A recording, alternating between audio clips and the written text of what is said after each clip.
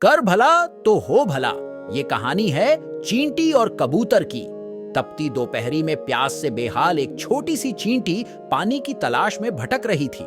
बहुत देर भटकने के बाद उसे एक नदी दिखाई पड़ी और वो खुश होकर नदी की ओर बढ़ने लगी। नदी के किनारे पहुंचकर जब उसने कल कल बहता शीतल जल देखा तो उसकी प्यास और बढ़ने लगी।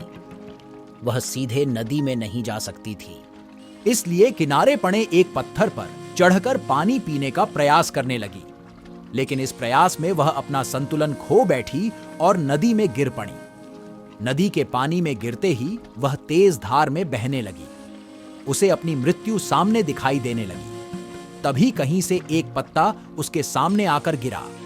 किसी तरह वह उस पत्ते पर चढ़ गई। वह पत्ता नदी किनारे स्थित एक पेड़ पर बैठे कबूतर ने फेंका था, जिसने चींटी को पानी में गिरते हुए देख लिया था और उसके प्राण बचाना चाहता था। पत्ते से साथ बहते हुए चींटी किनारे पर आ गई और कूदकर सूखी भूमि पर पहुंच गई। कबूतर के निस्वार्थ भाव से की गई सहायता के कारण चींटी की जान बच पाई थी। वह मन ही मन उसका धन्यवाद करने लगी। इस घटना को कुछ ही दिन बीते थे कि एक दिन कबूतर बहेलिये के द्वारा बिछाए जाल में फंस गया। उसने वहां से निकलने के लिए बहुत पंख फड़फड़ाए, बहुत जोर लगाया, लेकिन जाल से निकलने में सफल न हो सका। बहेलिये ने जाल उठाया और अपने घर की ओर जाने लगा। कबूतर निसहाय सा जाल के भीतर कैद था। जब चींटी की दृष्टि जाल में फंसे कबूतर पर पड़ी तो उसे वह दिन याद आया जब कबूतर ने उसके प्राणों की रक्षा की थी। चींटी तुरंत बहेलिये के पास पहुंची और उसके पैर पर जोर जोर से काटने लगी। बहेलिया दर्द से छटपटाने लगा। जाल पर से उसकी पकड़ ढीली पड़ गई और जाल जमीन पर जा गिरा।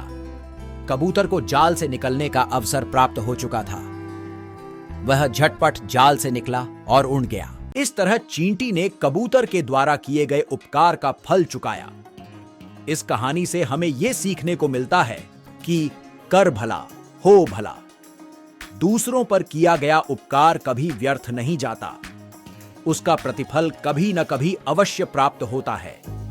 इसलिए सदा निस्वार्थ भाव से दूसरों की सहायता करना चाहिए। मुझे आशा है कि मेरी वीडियो आपको पसंद आई होगी, तो कृपया मेरे चैनल को सब्सक्राइब करना बिल्कुल न भूलें। हम आपके लिए नई वीडियो रोज लाते रहेंगे।